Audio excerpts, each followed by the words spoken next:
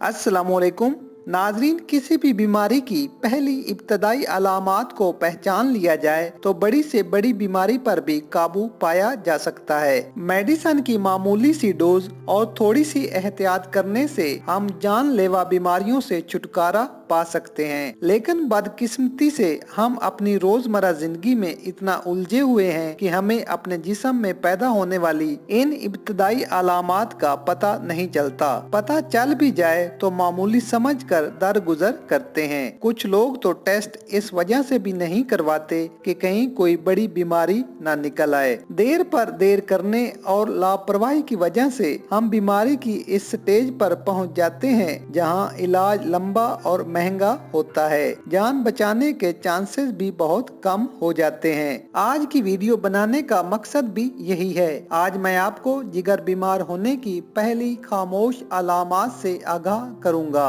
ताकि आप जिगर की तमाम बीमारियों से महफूज रह सकें। नाजरीन, जिगर की कोई भी बीमारी हो, जैसे जिगर का फैटी हो जाना, जिगर में गर्मी का होना, खून बनाने की सलाहियत में कमी होना, हेपेटाइटिस या जॉन्डिस हो जाना, जिगर या तिल्ली के साइज का बढ़ना या फिर कोई भी जिगर का मसला हो, इन तमाम मसाइल की इब्तदाई अलामात तकरीबन एक जैसी हैं। नंबर 1, शुरू में हल्का बुखार होता है, जबकि 3-4 दिन गुजरने के बाद बुखार की शिद्दत में इजाफा हो जाता है। मुंह का जायका तब्दील हो जाता है, कुछ खाने को दिल नहीं करता, आहिस्ता आहिस्ता भूख बिल्कुल खत्म हो जाती है, बार बार मतली और कह का आना शुरू हो जाता है, पेट में हल्का दर्द रहता है, आंखों का रंग पीला हो जाता है, यूरिन यानी पेशाब का रंग गहरा जर्द और पीला हो जाता है, जिस्म में कमजोरी महसूस होती है। बाज मरीजों के गले के गदूद बढ़ना शुरू हो जाते हैं और सबसे